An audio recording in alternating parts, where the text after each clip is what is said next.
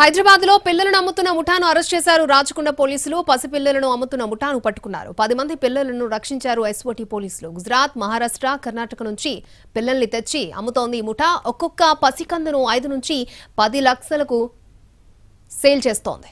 9 మంది నిందితులతో పాటు పిల్లలను దత్తత తీసుకున్న 18 మంది తల్లిదండ్రులను కూడా అదుపులోకి తీసుకున్నామని చెప్పారు రాచకొండ పోలీస్ కమిషనర్ సుధీర్ బాబు.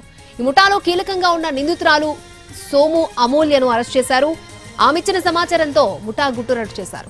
10 మంది చిన్నారులను రెస్క్యూ చేశారు. పోలీసులు రెస్క్యూ చేసిన చిన్నారుల్లో 6 బాలికలు, 4 బాలురు కూడా ఉన్నారు. మహారాష్ట్ర, యూపీ, ఛత్తీస్గఢ్ లో పిల్లలను సేకరించింది ముఠా. వెస్ట్ బెంగాల్, తమిళనాడు, కర్ణాటక, ఏపీ, తెలంగాణలో పిల్లల్ని అమ్మిందని సిపి చెప్పారు. ఇప్పటి వరకు 18 మంది చిన్నారులను అమ్మినట్టు గుర్తించారు. కీలక నిందితురాలు అమూల్య ఒక్కరే 10 మంది చిన్నారులను అమ్మినట్టు చెప్పారు.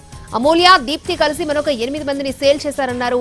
ఆడ శిశువులను 2 నుంచి 3 లక్షలకు కొని 3 నుంచి 4 లక్షల మధ్య అమ్ముతున్నట్టు తెలిపారు. అలాగే మగ శిశువులను 4 నుంచి 5 లక్షలకు కొని 6 లక్షలకు అమ్ముతోంది ఈ ముఠా.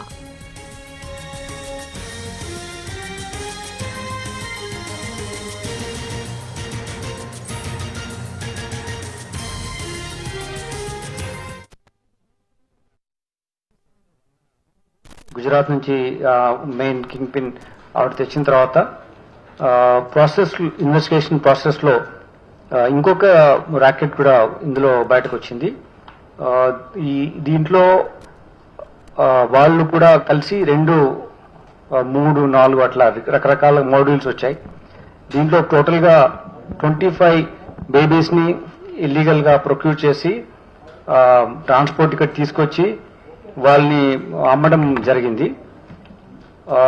ఈ ప్రక్రియలో చాలా మంది పేరెంట్స్ వాళ్ళు ఇప్పుడు పర్చేజర్స్ అయినారు, ఆ తర్వాత నేరస్తులు అయినారు.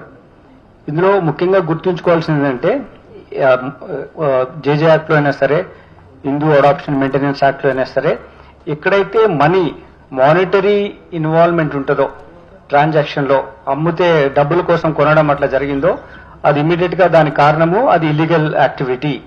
So no adoption process section 17 and 61 these 2 sections చెప్పడం ఏంటంటే ఏ అడాప్షన్ ప్రాసెస్ లో కూడా మనీ ఇన్వాల్వ్ కావద్దు. Whenever it is money involve, you should understand